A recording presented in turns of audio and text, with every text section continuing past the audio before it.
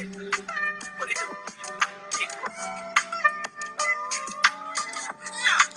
do? Oh, what y'all know about it? Supermodel, fresh out of their magazine. I hold models, the pictures like anyone. Bad in a mother. What's that bad girl? If you're a bad girl, players when you see me, act like you know me. I keep a dollar worth of dime. No kid, it ain't easy. For all my chicks in the club, who knows how to cut a rug? If you're a bad girl, give me bad girl. Ooh, work me, baby. Shake it the way I'm made to be bad. I need a bad girl. Give me bad girl. One sexy lady. Come down with me. I'm made to be bad. I need a bad girl. Bad, baby. Get at me, bad girl. Now I see a lot of wrong. Oh, wanna come. Everyone the same one. Take a look at my name. My name. Show me she think that you're not for validate. There ain't much more to say, but I need that. I need a bad girl. Yeah, a bad girl. What down on the corner? She need a drink. Slow down. Look at the bad girls moving it. Making faces while they be. Oh, I wanna take you to the restroom. So close inside your world. If you're a bad girl, get at me, bad girl. Ooh, work me, baby. Say it in the way I like. I'm ready to be bad. I need a bad girl. Say it. Get at me, bad girl. One sexy lady. Come and what's up? What's up? What's up? How are you doing on this great afternoon? Is it afternoon time yet? For some of us, it's afternoon. For some of us, it's still a little early in the morning. But whatever time it is, greetings to you. Greetings to you. Hit that like button as you come in and take your seats. Thank you, thank you, thank you. Hit the like button, like, share, and subscribe. That is always the goal, to like, share, and subscribe. If you would like to support the platform in other ways, the Cash App is pinned on the screen, and Zelle is scrolling, and we have something new. You can buy me a coffee. Buy me a coffee. I'm gonna put this link in, and I'm going to pin the link. So if you feel like you may want to buy me a coffee, go on ahead and buy thine a coffee. I will always definitely appreciate it. I will appreciate it.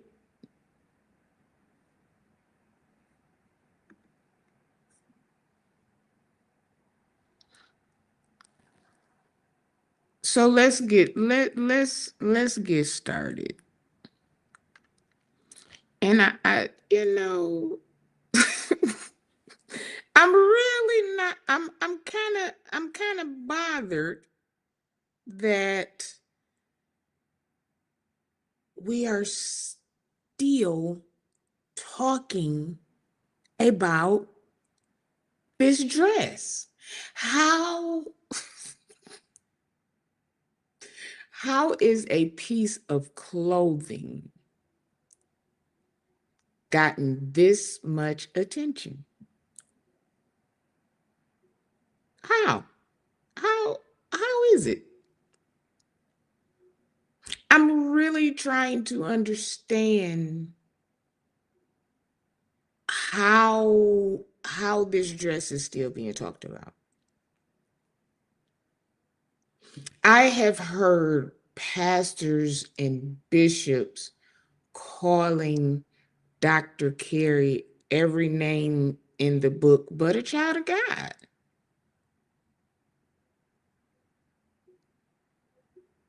And I'm so trying to understand it. I am so trying to understand it. She's been called a harlot. She's been called a $2 hoe. Her salvation has been questioned. Like, what are we really doing? What is it that we are really doing? And how is this dress? No, why? Why is this dress still a topic? How?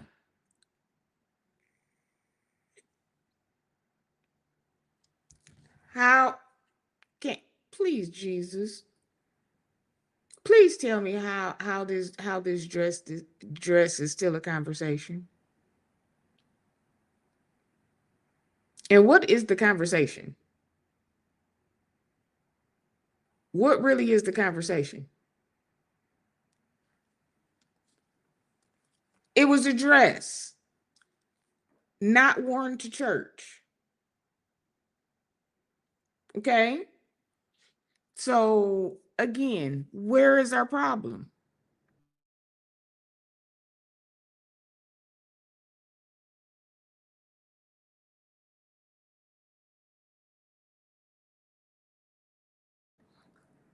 I'm so irritated by it. I'm so bothered by it because with everything going on,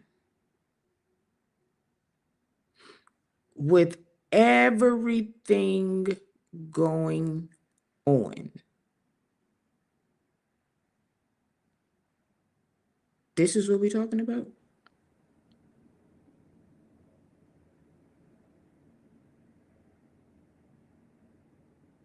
Are we really serious?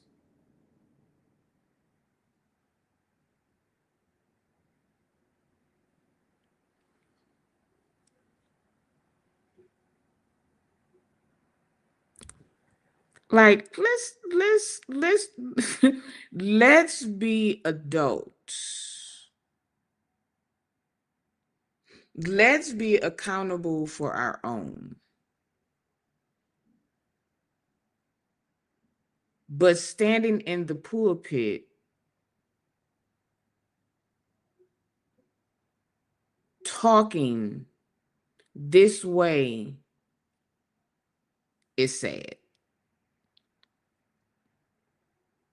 So I posed the question, what would Jesus do if he had social media?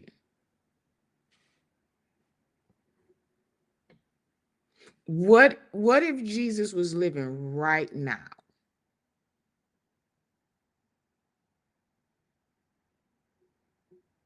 Like, would he have Instagram, TikTok, YouTube? Like, what if he was a vlogger? What would he be doing right now?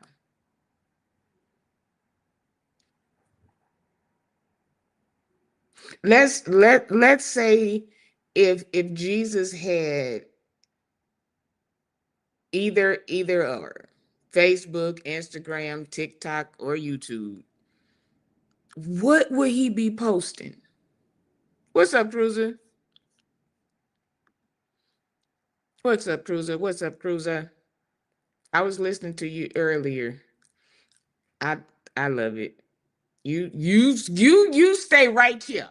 Don't you be going nowhere. You stay right here. Hey, Mike Moore, how are you?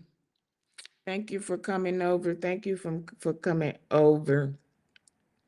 But I was thinking about it. Like, what would he say? What which hashtags would he use? Would he say something like love your neighbor?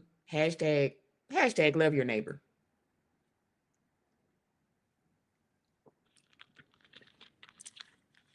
Hashtag faith in action. Would he be talking about this dress? I don't think he would be talking about this dress. I could see him dropping shorts, like 30-second shorts or uh Facebook quotes about like forgiveness and humility, pride. Not clickbaits like some folks be doing. I don't know. I think his I think he would break the algorithm with the stuff that he's saying. Mike says he probably flipped tables over today. Listen, he was flipping tables over then. I don't know where people get this stuff that he didn't walk around with his hands together in prayer and prayer stance all day. He didn't do that. There were unalivings and everything that's going on right here today was going on right back then. If you look at any of the kings and all of the great men, they were terrible. They were terrible. They were terrible. These preachers these days is learning from from generations. Those are still our aunts and uncles and cousins, aren't we? Family. I'm just saying, like, wouldn't that would all none of this stuff is new. They talked about how the women was dressing then. They was talking about how the men was dressing. They didn't like the robes with all of the stones, and they didn't like the women being uncovered in any type of way. Like none of these things are new. But at this point, by this point, we should be at a whole we this should not be a topic like this. The dress has taken away from every other thing that was done that night. What other pictures have been circulating from that ball other than that one?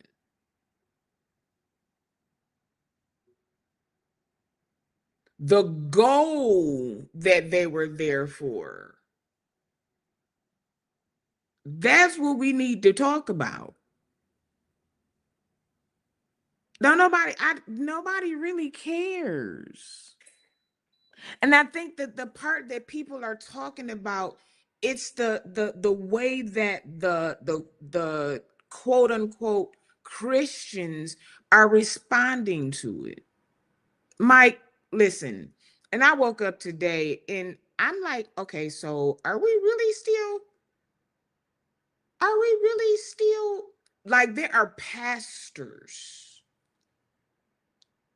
doing vlogs and TikTok videos and Facebook videos about this dress, but they're big.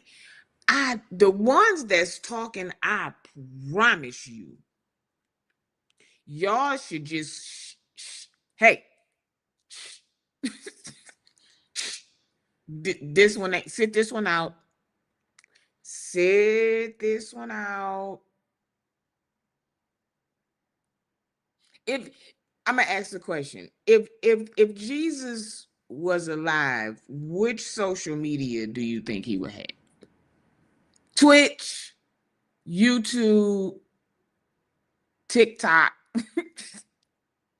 Instagram, or Facebook? I'm asking that because all of them have different, they're kind of the same, but they are different. Twitch got this thing of how people can move around. TikTok is a little freer. You can kind of move around a little bit. YouTube, you have some restrictions on what you can say, what you can do, what music you can play. Facebook, eh, to me, Facebook is more family oriented, if that makes sense. Facebook is more family oriented to me. But I don't know. I personally think he would have YouTube. Why I say YouTube? I say YouTube because he could do vlogs like this. I think um and Tik wasn't YouTube was before TikTok. So I think he would have been you say TikTok, Mike say TikTok. See, I ain't really into TikTok like that. So I don't know why you say TikTok. TikTok? Well, I guess you can go live on TikTok too.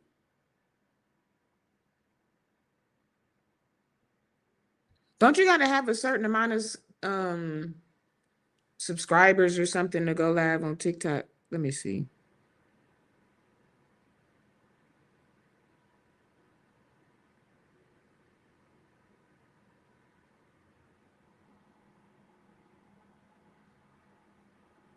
Um,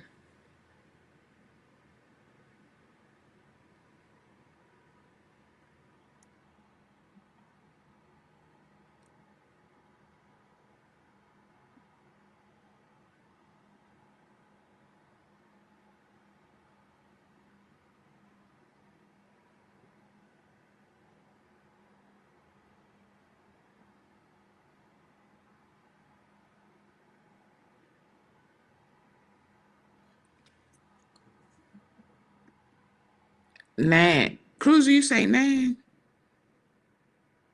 Wouldn't that? You driving, you must have hit a bump because everything be exposed over there. Yeah, kind of sort of, but then too with TikTok, like your what do you call it? Your when you do your videos, they can only be so long until you can go live.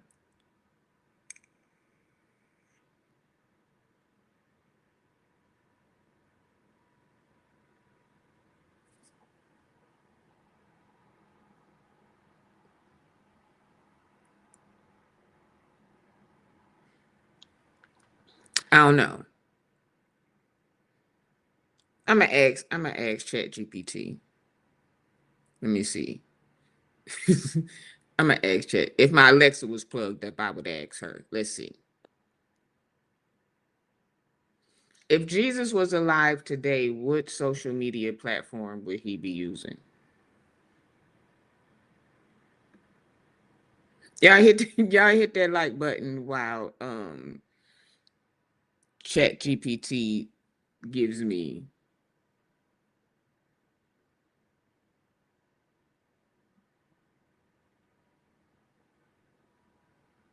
Okay, so this is what Chat GPT said. Chat GPT says Jesus will probably be everywhere, but for very different reasons than influencers, which I definitely agree with. Primary platform would be YouTube.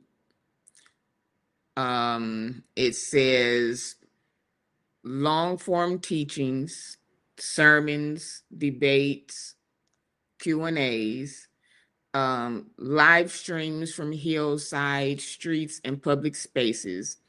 Basically, He who has ears to hear, hit subscribe. Okay, that's what ChatGPT said. What was the purpose going on Tamara Hall show yesterday?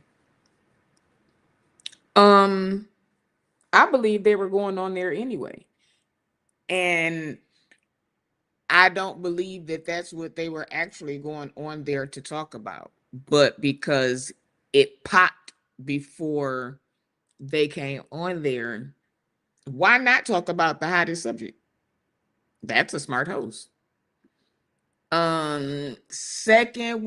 Secondary says TikTok not for trends, but for short, disruptive truth. 30 to 60-second periods, call outs of hypocrisy, flips the tables, flip the table moments. Yes, those will go viral. This is where he'd break algorithms, not chase them. Okay. Then it says third would be X for sharp, uncomfortable one-liners, calling out religious leaders, exposing injustice, mic drop quotes that get screenshotted. Okay? This is what ChatGPT says that Jesus would be doing with social media today. And since the pastors are saying that pretty much they're speaking up for Jesus, Bishop Wooden, are you saying any of these things? No. You called her, you said that she was dressed like, you said that her husband had her dressed like a $2 whore. That is what you said inside of the pulpit on a Sunday morning. And then you turned around and sang an R&B bedroom song.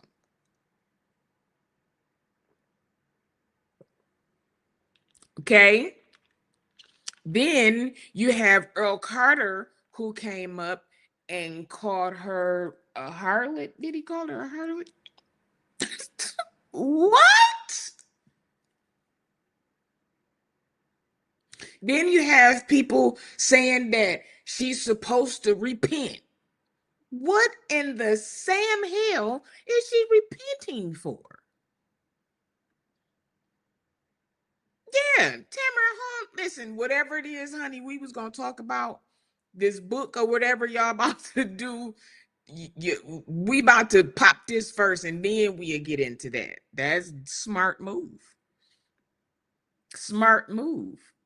I'm tired of Wooden too. And really, it's a bunch of people that's tired of him. That's why one, his church is not full, and two, he didn't get elected to. Never mind.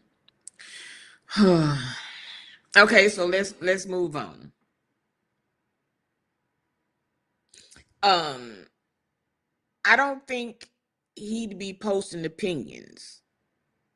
I think he'd be showing up like feeding people, calling out injustice, challenging religious leaders, not bashing, not talking about, not condemning the hell, not none of that. Challenging leaders and reminding folks that faith without actions don't mean much. That's what Jesus's messages would be right now. Let's see on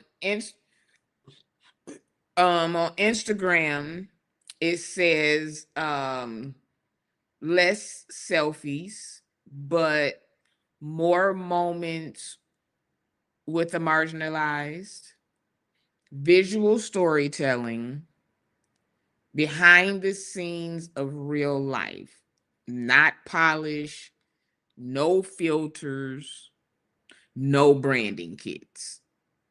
Now,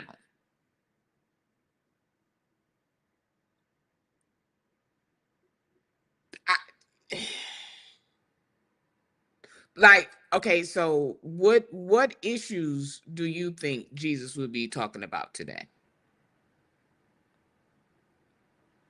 I I I I know the dress wouldn't be one, or it wouldn't be in the way it definitely wouldn't be in the way that these folks is talking today. I can't see that. Definitely not the way these people are talking today. And it's out the people who are considered, I guess, quote unquote non-believers. They're talking about how the church is talking about them. They're disgusted at the way that the church leaders are responding to this dress thing, not at the dress. So when we show people who we really are, what are they supposed to do? If you're talking like this about people, and you calling another man's wife a $2 whore, and pretty much people like her are paid for to be on somebody's arm. What?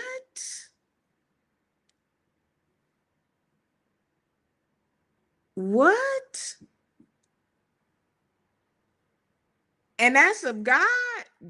God told you to get up in the pulpit and talk like.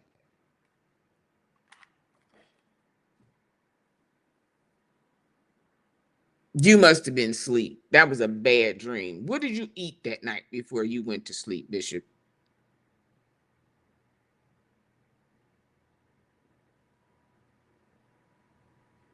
What did you eat before you went to bed? Because that wasn't God didn't tell you to get up Sunday morning and do that. He didn't. He didn't. God wouldn't be focused, or Jesus wouldn't be focused on clout, monetization, sponsored posts. He wouldn't be trying to build a platform. He'd be trying to teach love, humility. He'd be helping people, not pushing them further away. We can't judge. And even the person that can judge wouldn't be doing this. They wouldn't.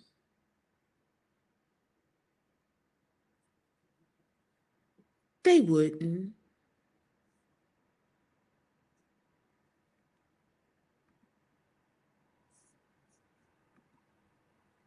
Jesus would be trying to save souls. That's what he would be trying to do. He would be trying to save souls. All of this extra stuff that people are doing, that ain't him. That's not of God. And y'all using these scriptures so far out of context that is ridiculous. Modest apparel does not mean drapes, pillowcases, and comforters. That's not what modest apparel is. We don't even have the same apparel now that they had then to even be trying to say what it meant. Stop it. Stop it. Y'all, come on now. Are you freaking kidding me? You gotta do better than this. And y'all talking about what the church should do and how the church should act and how the Christians should act. And y'all get in the pulpit and do and say crazy stuff like this.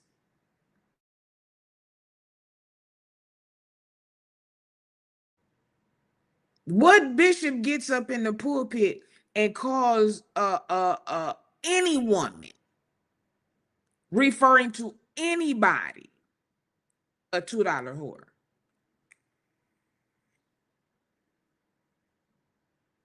Okay, let's get into this. It's not a $2 whore. Isn't whore a cuss word?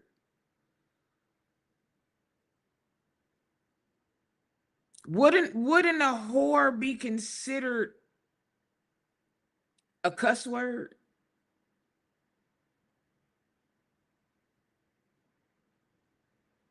Come on now.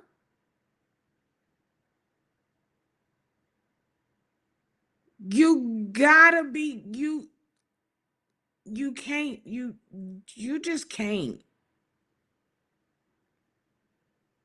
You just that's not nah, bruh. I'm not doing it. I'm not doing it, and I'm not falling for it. I'm not doing it, and I'm not falling for it. You use these pulpits as stumping grounds for people to try to control people. Mike said some of these preachers want their wives to wear them long dresses. Yeah, they want their wives to wear those long dresses. But then when they go out, them other ones be wearing short dresses and thongs and G strings or nothing. You can't, that ain't, nah, nope, nope, and no. I ain't doing it. I ain't falling for it. That got nothing to do with God. That was all flesh. You say Jamal was in his flesh when he got up and I say took up for his wife, protected his wife, and he was wrong for doing that, but you was right for doing this. Come on now. Come on now.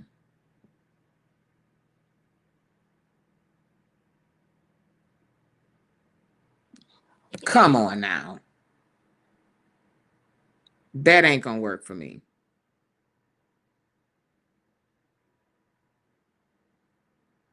That's not gonna work for me. Tell that to somebody else. Cause I'm not falling for it. Okay. So now let's get to this other one everybody is talking about. Now, we've been talking about Donnie McKirkland for a couple days now. Um,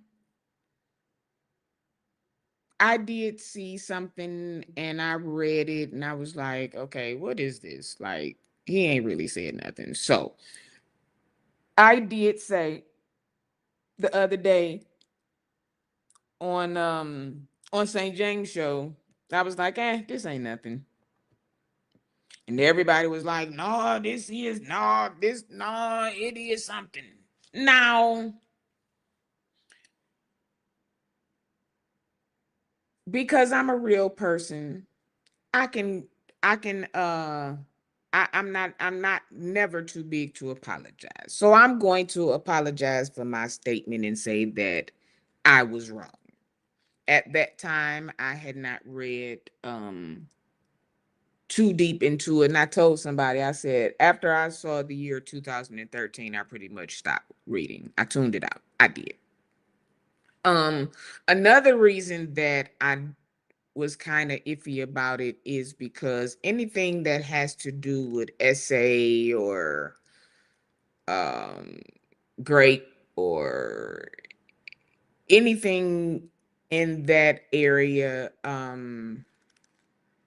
it's triggering, so I try to stay as clear as I can, to protect myself. But I end up seeing this apology email. Um, Donnie, Lord, Lord, Lord.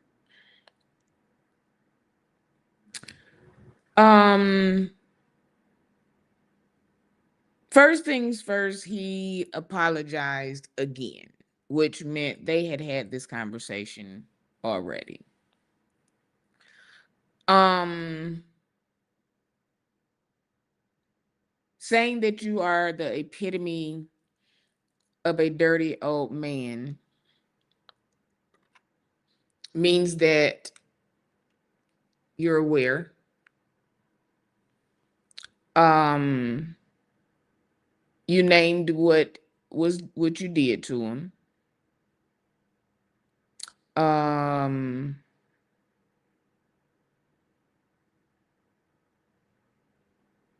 you knew what you were doing and you knew what he was looking for. Now here's the thing with that. And I always have to touch on this because sometimes people forget. The fact that,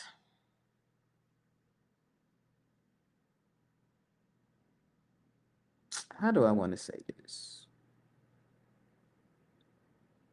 Learned behaviors is just that, a learned behavior. When you are brought up a certain type of way or you're brought up around certain types of things,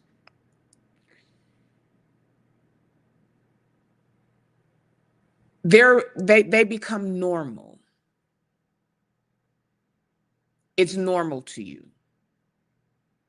So you don't feel as bad about some of the things, or some of the things you don't feel bad about at all, because again, it's normal to you.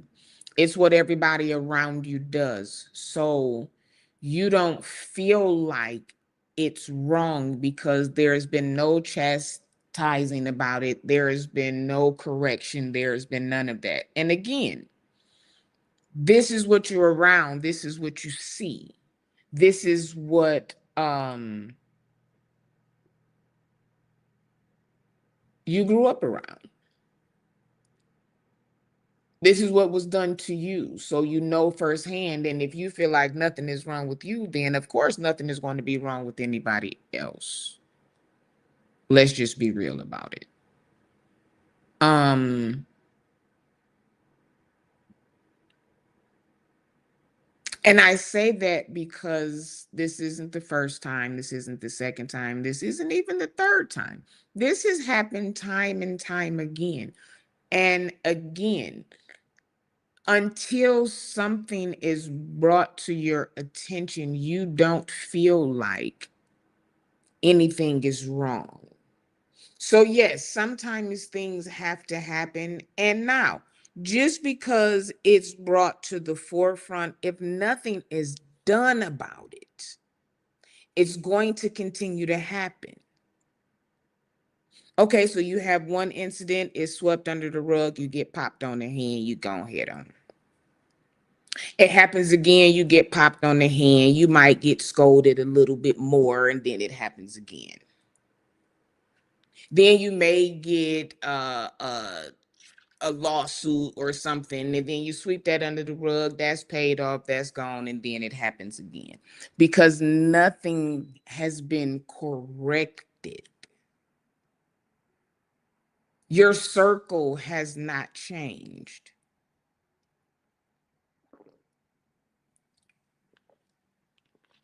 Your leader isn't going to chastise you for doing something that they're doing themselves. What they will tell you is how to do it. Now it's up to you to follow the instructions. That's kind of how stuff goes. So when I say that it's deeper than just this situation, it goes way back. It goes way back. I say it time and time again. Eddie Long didn't just pull what he was doing out of hat. It was learned behavior. Some people take what they learned and they put spins to it and they add stuff because they feel like they have power and they feel like, okay, well, if I can get away with it here, I know I can get away with it here. And plus, this my homeboy and I know what he. So it just keeps going on and on and on and on.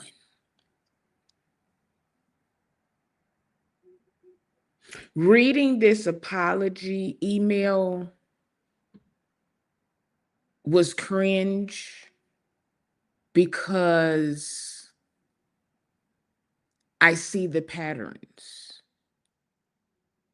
The things that he's saying in here, I've heard said to people before.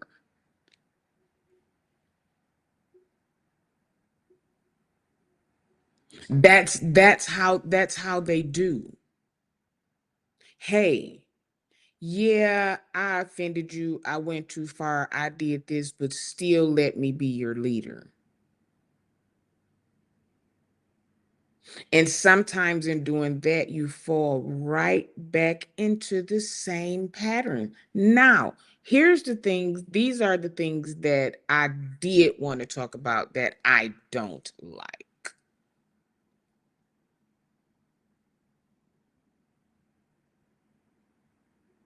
There was a Pray the Gay Away seminar. Is that what they were? Praying the Gay Away conferences or something. Okay. Here's oh, here's my problem. Donnie and anyone of the like. If you've been trying to pray this away from yourself for years and nothing has happened, why in Christ's name would you then have a conference to bring in people to do something that one you know is not going to work? That you know from personal experience. Nope, nope, nope. What it what it is to get like-minded people into a certain space so that you won't have to. It's like this. If you have something like a Pray the Gay Away service, you know that all of those people that are coming there are gay.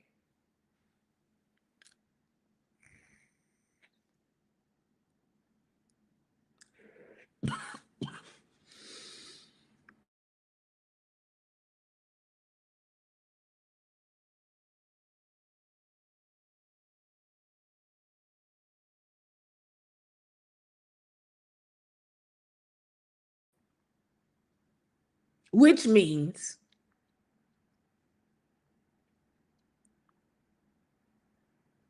you pretty much can choose who you want. That's what that is. Because even children who are sent to these camps, they come back worse than what they were when they went in. Because you're forcing kids to watch kids or teens to watch corn movies with quote unquote heterosexuals to try to make them straight. Or you have them do these awful acts to try to make them straight. So they come out worse than they went in, because now not only are you still this person, but now you have all of these traumas that you have to deal with. That's not right. So you have these services, and you have these people in here, and you're praying for them while praying on them.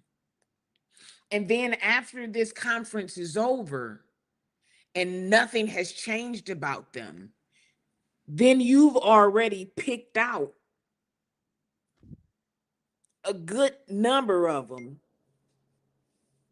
as to where you don't have to go to the bar. You don't have to ride down the street and pick nobody up. You don't have to leave your door. I done took my hat off because I got irritated. You don't have to leave your door unlocked, because these are people that you know already are gay. So you take an advantage pretty much of the people before they even get there. What is the a pray the gay away conference? What is this? What is it? Please hit that like button for me if you have not, and if you would like so, we have I've added a link that is pinned, and you can buy Dinah coffee if you so choose. If you don't want to send me a cash app, buy me a coffee. I like coffee, and it's cold in Detroit, so coffee is wonderful. But the other thing that bothered me was,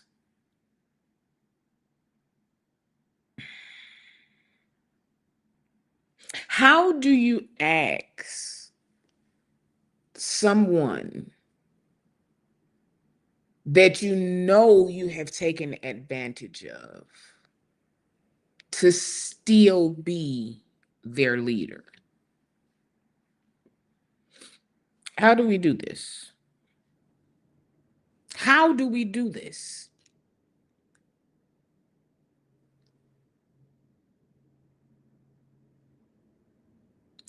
If the church would let people organically be who God made them, so much of this stuff would not be. So much of this stuff would not be. If y'all would stop telling people that they have to get married and they have to be married by a certain age, the divorce rates wouldn't be so high. Because a lot of people are getting married not because they want to, they're getting married because they feel like they have to. There are people in church that are getting married because they've always been taught that by a certain age, you're supposed to be married and you're supposed to have kids by this age and you're supposed to be doing this. And who said that?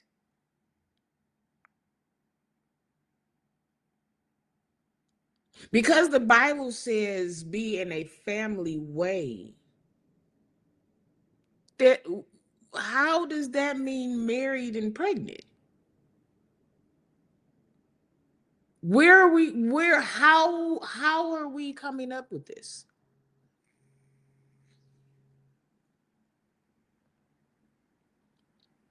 People interpret the Bible the way that they want you to take it.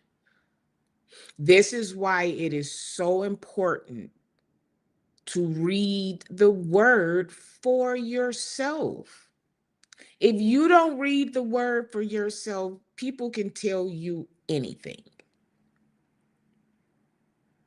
People can tell you anything. Well, the Bible said you ain't supposed to do this, and you gonna take that and you not gonna do it for years until you get to the point where you want to study for yourself, and you'll be like, okay, now wait a minute. You mean to tell me that me having this piece of cloth on my head while I'm in church don't really mean nothing? You mean to tell me that not walking down the middle of the aisle don't really mean nothing? Hey, Candace, how are you, hun? You mean to tell me that I don't have to wear a skirt down to my knees, my ankles to be saved? I don't have to wear flats to be saved. I can actually wear heels and still be saved. Yes, you can. Here, okay. I heard somebody say, and this is going back to that, I don't even know why, but I heard somebody say, why did Jamal and Carrie get married and they not planning on having kids? What? How do you even know? How do you know that that's not triggering for her? How do you know that she doesn't have a condition where she can't have kids? Y'all gonna stop that. Every woman cannot have kids and every man cannot produce kids. Stop it.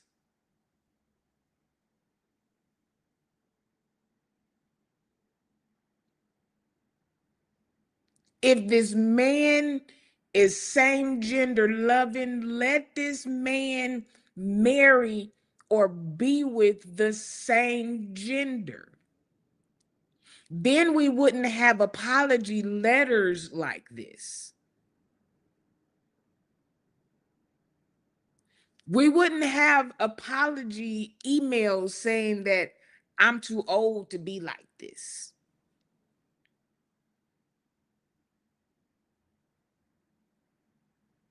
I feel so foul, so stupid.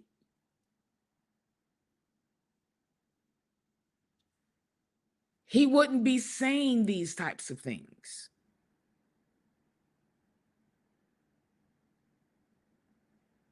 He wouldn't be begging to still be this man's pastor.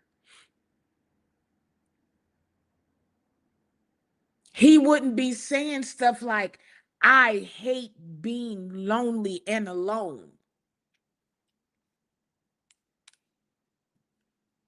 Why do people have to be lonely and alone for somebody else? With these preachers that's so-called DL and doing all of this, I'm pretty sure they done prayed and cried over themselves and they're still who they are. If that wasn't who God wanted them to be, he would have taken it away from them. Or them not be born that way. I heard a lady on TikTok the other day talking about, I'm so sick of people talking about they was born this way. I ain't never met a gay person that was born gay. They all had traumas. Ma'am, I don't know who you were talking to. Because there are more people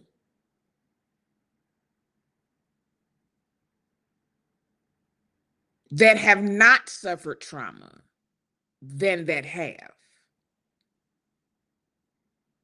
If this is something that's not for you, then that's something that you don't do, but you don't make it somebody else's struggle.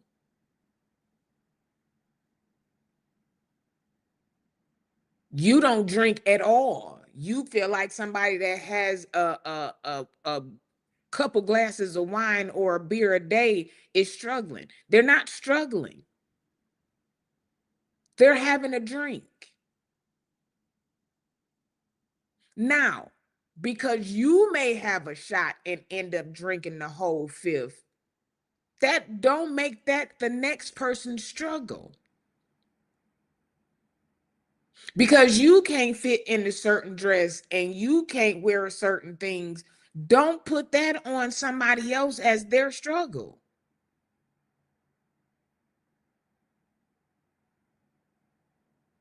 Let God be the judge of everybody.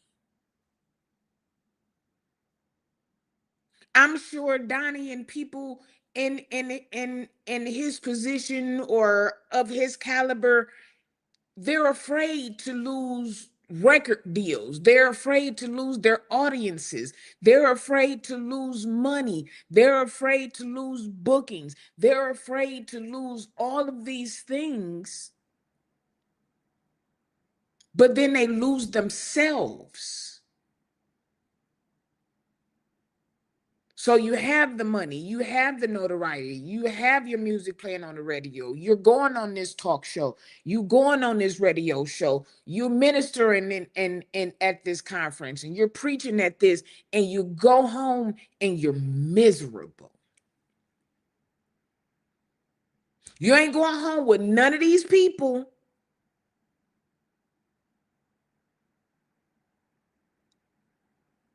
but you're going home miserable to have all of these things.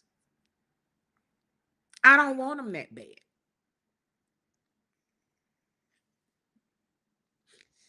And here's the other thing. The thing that you think you're really hiding, you're not. And you still have your following. You still have your crowds. You still get your money. You still get your bookings, even with people knowing. Nobody really cares. And the people who care don't have a heaven nor a hell to put you in.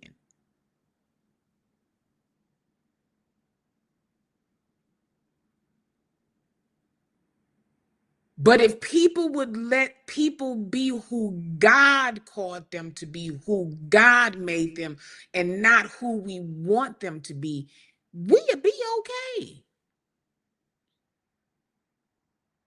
Stop putting expectations on people that they cannot live up to. One,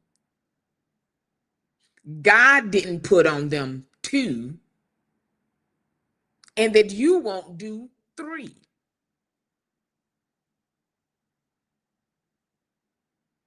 If you stop putting people on these pedestals, they won't have nothing to fall off of.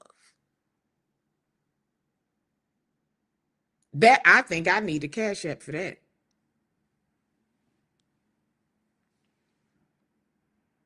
If they're not on it to fall, they won't. Donnie got a song that says, "We fall down, but we get up." Hey, JP. Welcome in, welcome in, welcome in. For a saint is just a sinner who fell down and got up. We fall down every day. And if it's somebody who say that they don't fall, get away from me. Go ahead on about your business.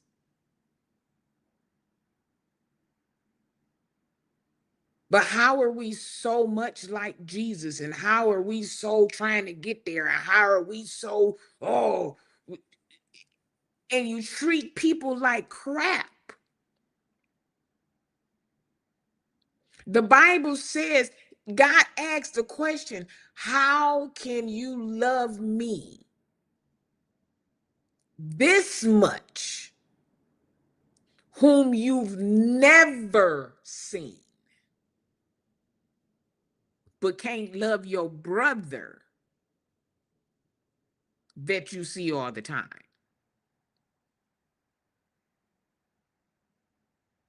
And we have the nerve to sit up and ask how somebody dressed their wife,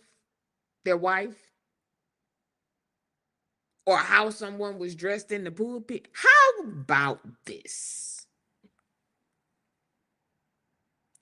If the ministers, preachers, pastors, bishops, and everyone in between, if y'all would go back to wearing robes, okay? If you all would, the praise team and the choir too, if y'all would go back to wearing robes, y'all wouldn't see nothing. You couldn't see the pastor's bulge. You couldn't see the pastor's high butt. You couldn't see the female preacher's cleavage. You couldn't see whether she was a 36 24 36 or 10 10 10. You couldn't see any of that. If y'all would just go back to putting robes on. You know, when you saw the only time, this is when I grew up, the only time that the pastor didn't have on the road was when there was a guest preacher. If you saw a bishop or pastor come into the pulpit and he had a suit on, you knew that there was a guest preacher. Am I wrong? Tell me if I might be telling my age. But the choir, the only time that the choir used to sing in street clothes was either a musical or there was a guest church coming and their choir was coming.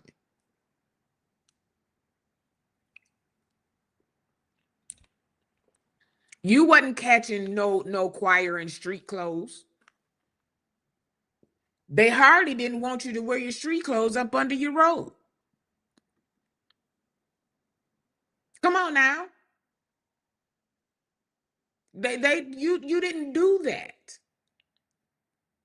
And you didn't have no problems. The preacher wore either his either his black preaching shoes,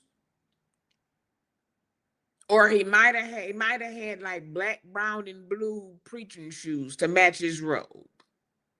The only thing you saw was his cuffs of his pants, his shoes, and either the tie or a collar.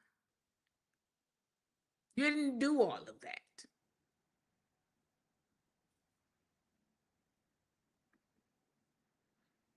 No choir in street clothes. Exactly. And you had to buy your robe. And here's another thing. Don't go outside in your robe if you want to. No, no, no, no. Your robes were sacred. We used to, when we got new robes, we would have dedication services. Your robe was sacred. You wasn't about to be in the basement eating no chicken in your robe. You wasn't running to the car to get your Bible in your robe. You wasn't doing none of that. Mike, your choir still wear robes? God bless you. God bless you. We didn't do stuff like that.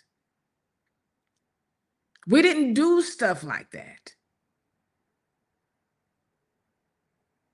And again, those who was dating, you knew who was dating, even though they was riding in separate cars and pretending one arriving 7 minutes before the other one. We knew. Nobody cared.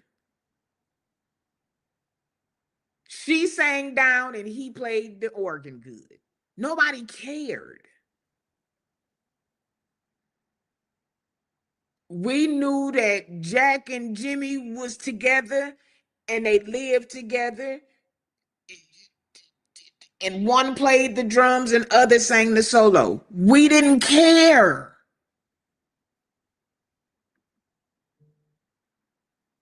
Thank you, Miss Candace. We didn't care. So who are we really hiding from? We knew sister such and such was pregnant. Okay, well, she went to stay with somebody, she went to school, and then she came back with her nephew or her niece. Come on now. She went right back to the praise team. Nobody cares. I got my robe in my closet. Me too. Me too. I keep a black and a white robe. I was taught that at 14 years old. Always keep you a black and a white robe because you never know. And at 51 years old, right now, today, my black robe and my white robe is in the closet.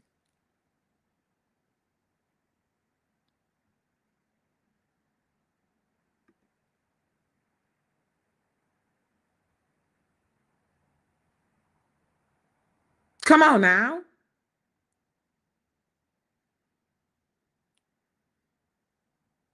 I was in the, I was a part of a church, and it's not, I mean, I get it's not bad, but it was hidden. Why? One of the young ladies was it was a teen pregnancy. Somebody in the church adopted her daughter. Now, the little girl was raised to this day. She is an angel. But nobody thought, okay, now this young lady has to see her baby on Sundays, Wednesdays, possibly whenever the church has to have an outing, and she has to pretend like this baby that she carried for 9 months is not hers, and pretend like she's a stranger, and pretend like you don't know them, and pretend like all of this, when again everybody already knows. But instead of us as a church coming together and wrapping arms around her and supporting her, she went through hell. Because here's the baby that you know you carried, you made a bond with, and you can't even speak to her, you can't hold her, you got to pretend like we're not doing that. Why? For whom? God already knows. God knew when she got pregnant. As a matter of fact, before the girl was born, God knew that she was going to get pregnant as a teen. Hello, Catherine. Good afternoon, Sean. When I was pregnant with my oldest son, they made me step down off the usher board until my son was born. Catherine, what point did that prove? I wasn't married, however, I was 20 years old. Why take you off? Why make you stop serving the Lord in the Lord's church because you was pregnant? That is, I to this day, I still don't understand that. We sing in our robes for pastor anniversary, church anniversary next month. I would start trying to implement it. Eventually, 2 years later, I left that church because of how they make you feel. How is the place that everybody is supposed to come to, no matter what their situation is, no matter what is going on in their life, no matter what, this is the hospital that we're supposed to come to get help and to get guidance and to get comfort and to get healed and to get all of this. And while you're in there, you get beat up just as much as you do when you outside. For what? Protecting the church. Absolutely. That's what they're doing. They're protecting the church, but why? You're protecting the church image, but you're not protecting people's souls. Because here it is, you're telling people to lie. The young lady come to you, and we always blame the drummer. I'm gonna blame the keyboard player this time. Your keyboard player and one of your altos are dating. She gets pregnant. She got to stop singing because she's going to start showing. He doesn't have to stop playing because he not showing. Okay, so now you've already made her feel like crap. Again, because you forced this thing that you got pregnant outside of wedlock. Okay, so now she has that. Now the thing that she loves to do, which is singing for the Lord, you take that away from her. Okay. But you still want her to come to church. You still want her to be a faithful member. But she can't operate in the capacity that she was. Please tell me how the heck that makes sense. There's a double standard wrapped in hypocrisy.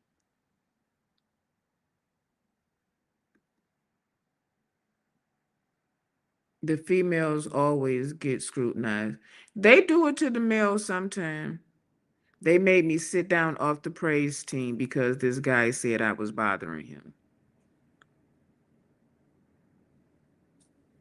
And they always tend to believe the person who mm, still it. Okay, Candace. Oh, you gonna be a faithful member, and you're gonna bring your tithes and offerings into the storehouse. So you make me feel like crap. You sit me down, and then according to your time, you let me serve again. Now, if it's something that you feel is not what your church um what your church does, then what you do instead of doing something like that is, well, they used to do this back in the day. When they used to sit you down back in the day, they would make you like almost go through a new members class again. And this is one of the things that my church does that I love. When people join, they give them a booklet. It gives the history of the church, what's expected of the church, the do's and don'ts, the auxiliaries. Um, it, it, so you can't just tell a person, yep, you didn't join the church, and then just expect for them to just jump in, especially if they're coming from outside of the church and never been to church, or if they're coming from another church, another denomination. You may move in a way that they don't know about. So, like at my home church, we greeted all of us because we felt like it was a family. We all greeted each other with kisses. Wah, wah, wah, wah, wah, wah. Hey, wah, hey, wah, hey, wah, hey, wah. Just all Sunday. Anytime we seen each other, wah, wah, wah, wah, wah. Male, female, whatever, we all kissed. But when I left that church and went somewhere, and we used to call everybody was sister and brother, sister and brother, sister and brother, sister and brother, sister and brother, no matter what your position was, sister and brother. So then I go to another church that's another denomination. They shake hands all the time. All they do is shake hands, shake hands, shake hands. Dot, dot, dot, dot. Elder, evangelist. elder, doc, and evangelist. That was the thing, and they shook hands. So I'm like, y'all weird. Nobody hugs. Like y'all ain't kissed. No, you know what I'm saying. And when I would greet people like that, it was like, it didn't help that I was gay. So it really was like, ooh.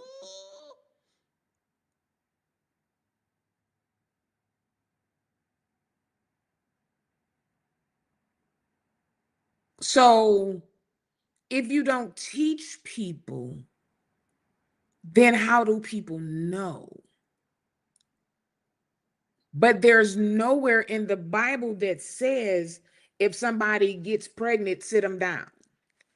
If somebody was drinking, sit them down. And then where do you get your timetable at for sitting them down?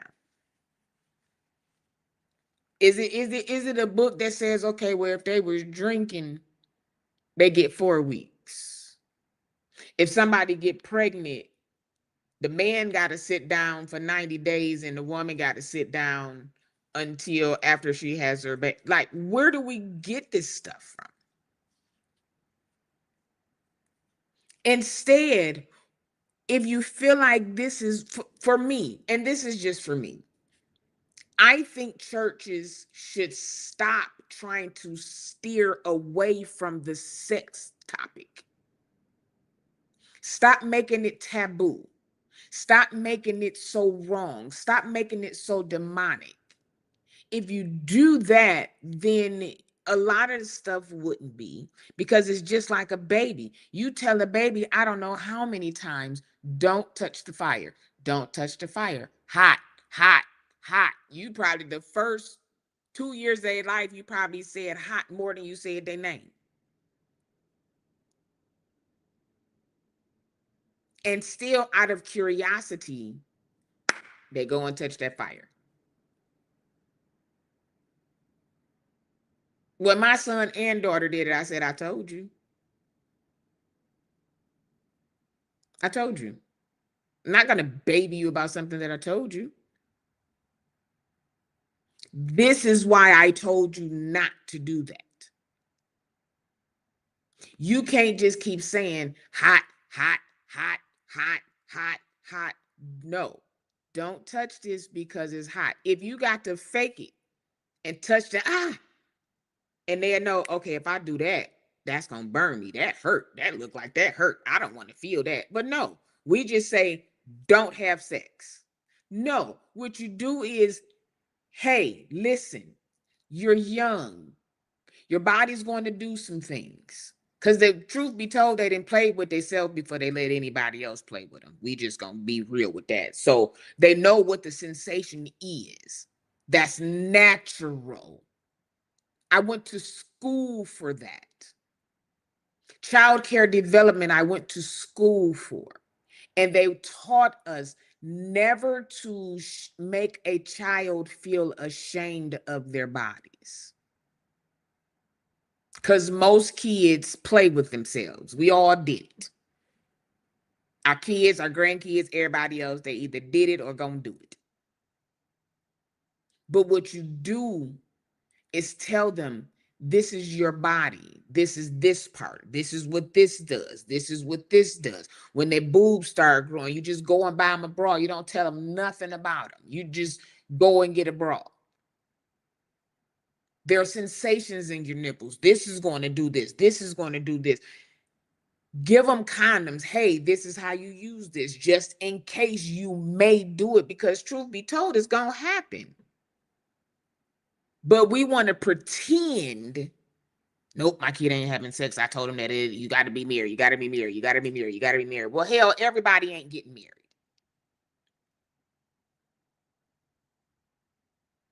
Everybody's not getting married. Do I want my son to be a certain type of way? Yeah, but if he don't right now, I want to punch him in his throat. Because this is not how he was raised. I don't know where he picked this up from. But do I not love my son because he's acting crazy? No. Do I support bull? Absolutely not. Do I support my son? Yes. If my daughter decided she want right now, she does everything. Hair, tattoo, nails, videography, photography. It, she does all of it. Do I want her to pick one? Yeah. The one I want her to pick, I think it will work. But if it don't work for her, all I'm here to do is support her.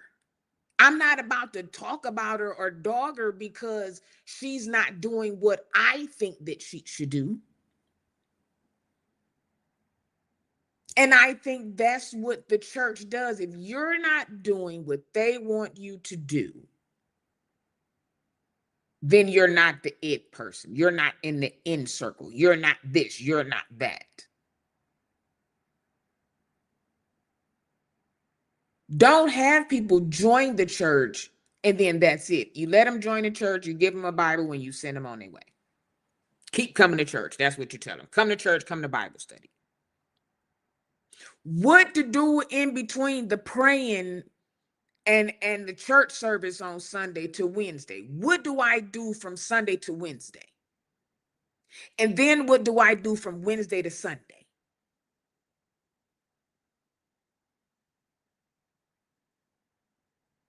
Because for somebody like Donnie McKirkland, from Sunday to Wednesday is torture.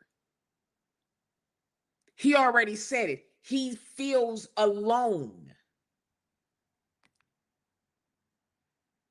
Does anybody care about that?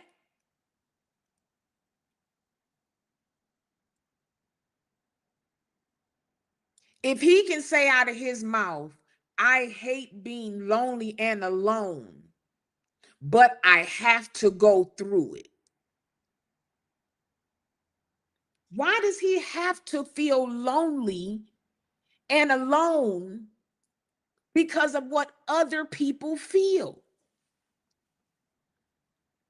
If Donnie didn't have this pressure, and not just only him, any person who's same gender loving, that's a Christian. If they did not have that stigma on them that they wouldn't be this, or their prayers would be less, or they can't lay hands on nobody because they're same gender loving, or you can't preach because you're same gender loving, or you can't sing, you if you would stop doing that and let God deal with these people, we wouldn't have situations where they got to secretly do stuff or push themselves on people or live this life of torture. It wouldn't be there. Good afternoon, Robert. How are you, hon? Where does this stuff come from? This is all man-made stuff. Nowhere in the Bible does it say if somebody is pregnant, they can't serve.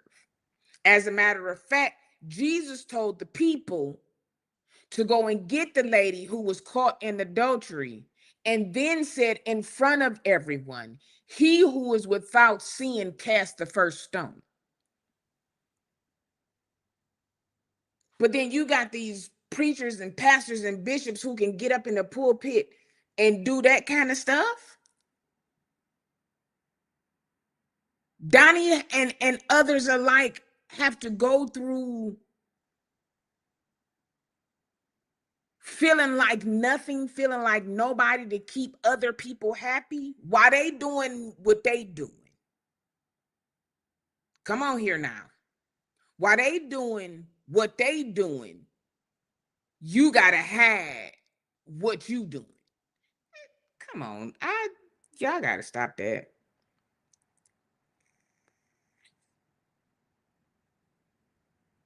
Y'all gotta stop that. I think Donnie McKirkland need to sit himself down until he overcomes his issues. Robert, I disagree. And I'm going to tell you why I disagree.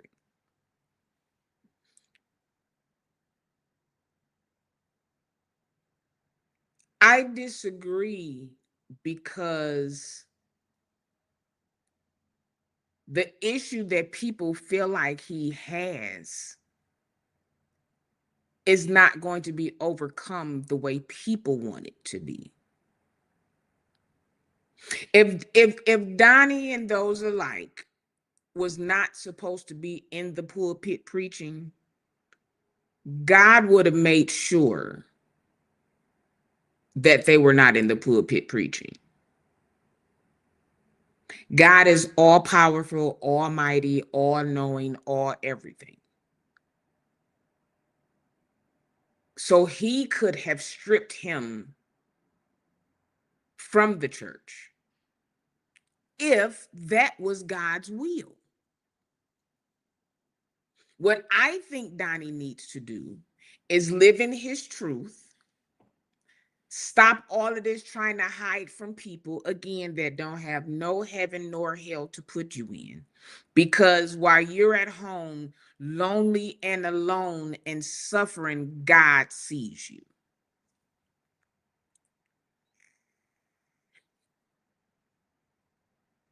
While you out here with your friend pastor and his friend that ain't his wife,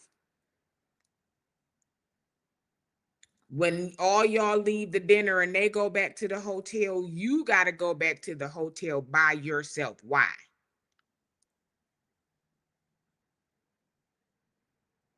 I don't think Donnie has an issue to overcome. He is who he is, and he is whom he has been. And until God changes that, Donnie is going to be who he is.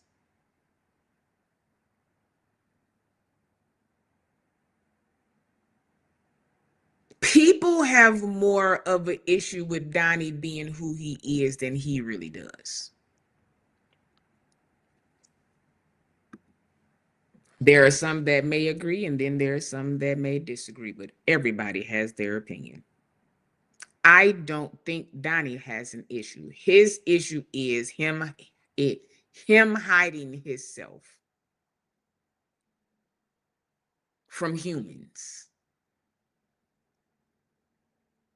That ain't nan person that he worried about gonna be standing at the door or at the gate or wherever it is that we gonna meet Jesus. Ain't nobody gonna be standing there but Donnie and Jesus. If God has a work for you to do, you're going to do it. Everybody is not called.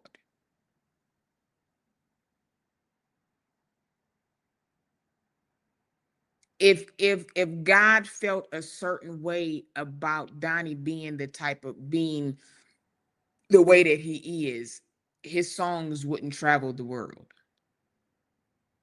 Donnie is not a local gospel artist. They sing his songs in China. They sing his songs in Europe. They sing his songs in Italy. They sing his songs in Jamaica. So his songs are reaching souls. At the end of the day, that's all that matters.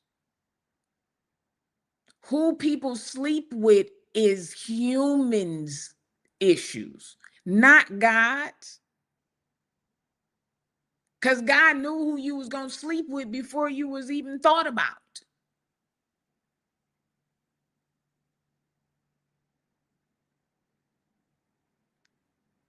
Y'all making these preachers get married to women knowing good and well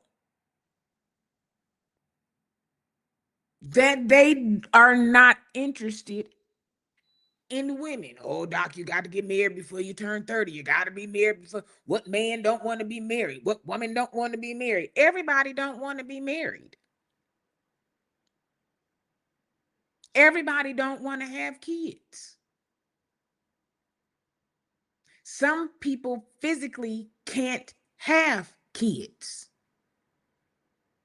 And you sit up there, well, no, what's wrong with her? She's a woman. What's wrong with her? Ain't nothing wrong with her. It's the way God created her body.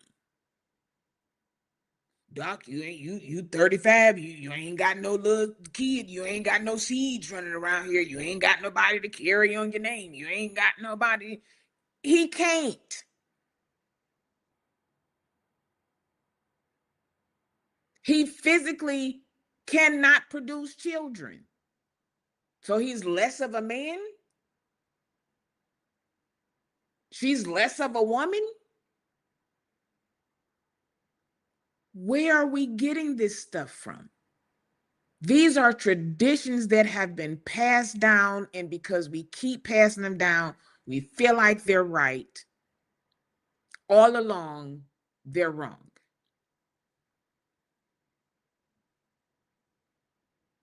How? The real thing is, yeah, it's an issue. And again, until even with seeing the emails, until he's convicted in a court of law, my interest is, how do we stop this from happening again? What can we do to stop this from happening again? Let people be who they are. We're not the judge of anybody. If this man want his wife to dress a certain type of way, that is his problem. That is his wife. That is his congregation. If Bishop wouldn't want his wife to wear St. John suits and no makeup and no lashes and no weaves, then that's him and his wife. Sir, you do what you and your wife and your household decide to do. You let Jamal Bryant and his household do what they supposed to do or what they want to do. At the end of the day, the only thing that matters is souls. And y'all not understanding that you're losing souls talking like this. Now, those of us that have been in church and know church, we know the ins and the outs, and we done been through this, and we did this, and we done seen this. Yeah, to us, eh. But though to those new babes in Christ and those toddler babes in Christ, they sitting there like, okay, so wait, he just called this woman a hoe. But then if I call somebody, okay, so wait. Okay, so we can call, like, you're confusing people. Teach the word or give the scriptures and let the people study it for themselves. Give them study guides. Tell them how many different Bibles there are, different translations, because everybody don't can't understand thee, thou, thus.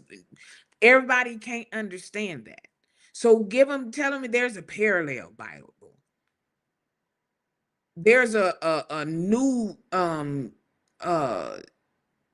new parallel. There's It's broken down in all kind of ways where people can understand it. Because there are words in the Bible that I'd be like, what?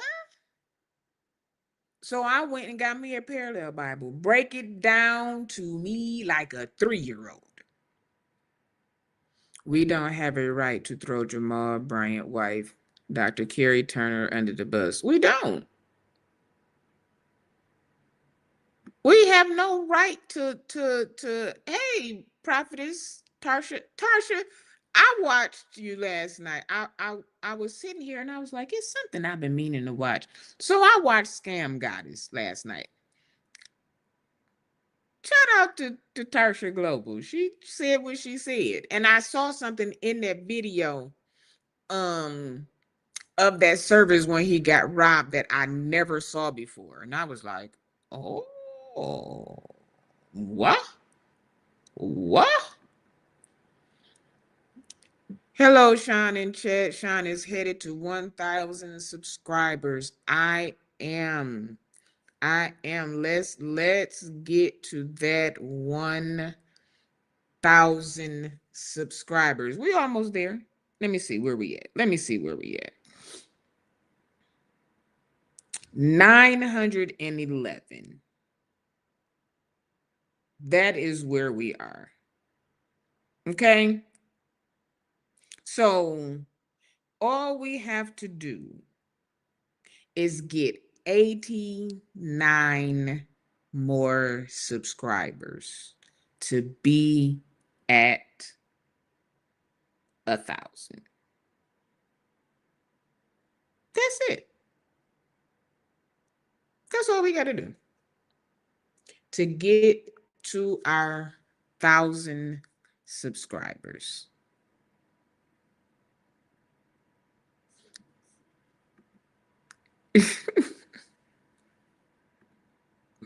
He is definitely the deacon of YouTube.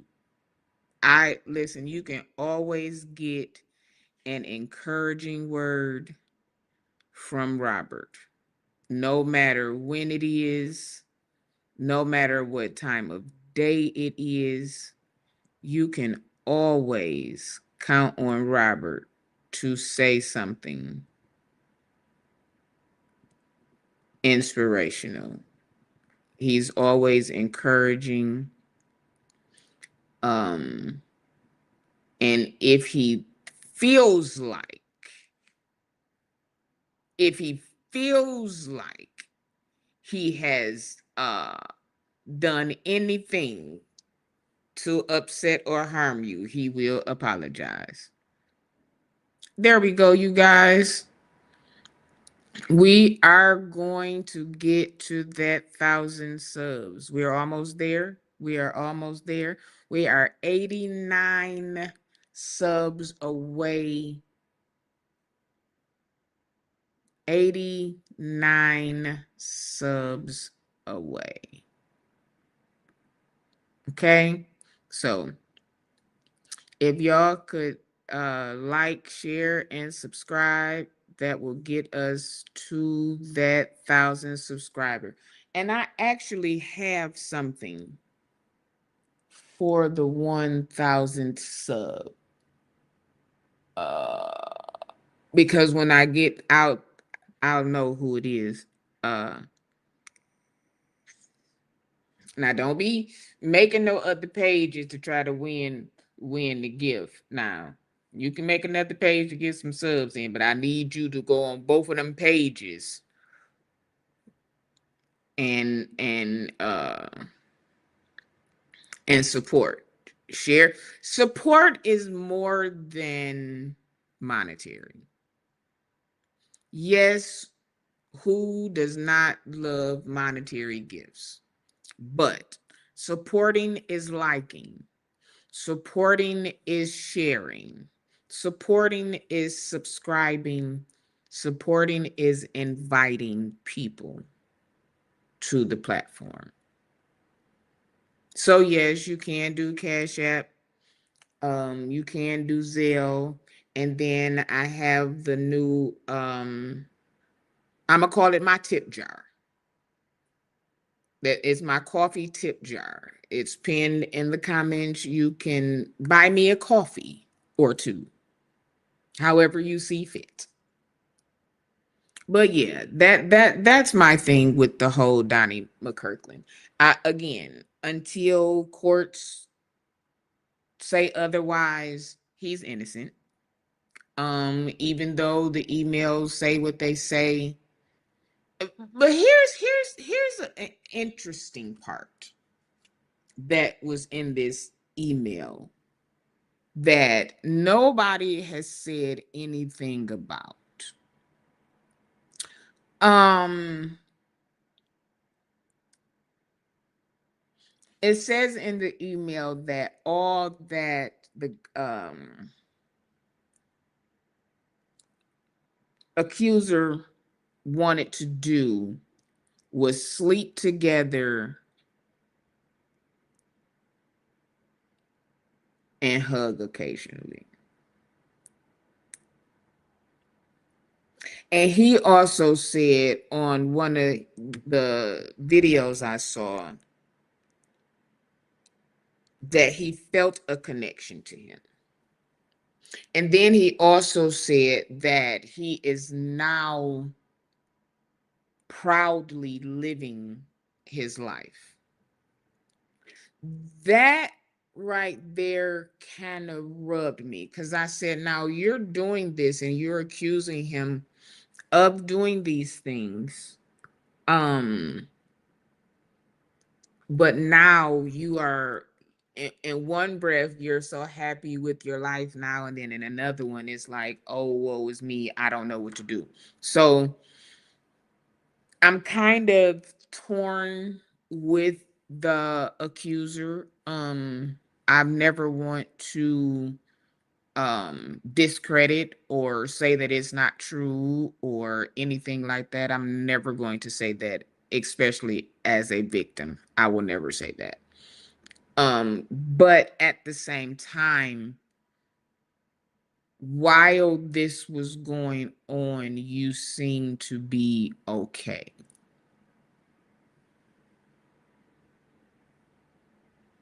Um,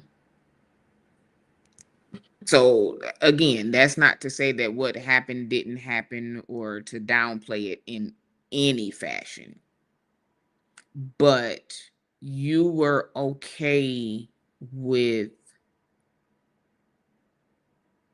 allegedly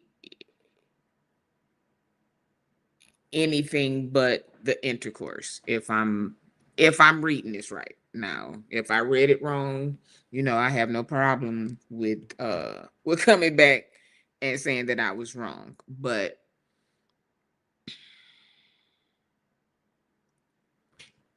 Donnie says in this email, you never really touched me like that, which says that at some point there was touching on both ends.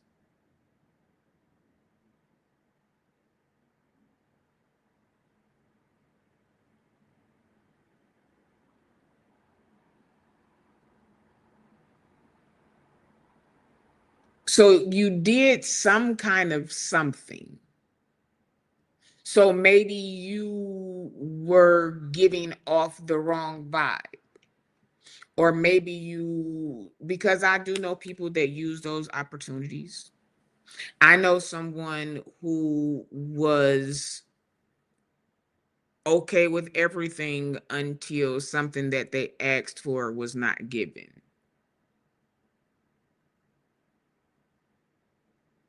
But for the years that everything was okay, everything was okay. So again, I'm that part I'm not I until something comes out, some type of court records come out, or somebody has been found guilty of something. I'm not really interested in that part. Stop forcing people to be who they are not. If you would not force people into doing, then some of these things, a lot of these things, will not happen. it, all of these do's and don'ts that men are supposed to do and men are not supposed to do. You can't compliment another man. You can't hug another man a certain type of way. You can't uh tell a guy he got a nice haircut, or you can't compliment another man's legs. You can't sit with your legs crossed. You're supposed to sit with your legs wide gap. Like, where did all of this come from? You a man, don't cry. We too strong. You supposed to be strong. You supposed to be. Jesus wept, so why can't a man? And that's the man.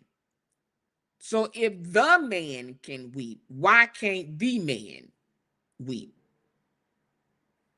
Again, traditions that have been passed down that don't make no sense. I used to think when I was younger, because every house that we had, everybody around, if you moved in the house, the pastor was supposed to come and bless the house and put the oil on the doorpost and put the oil here and put the oil there and walk through the house and pray and all of this. I thought that was how you moved every time.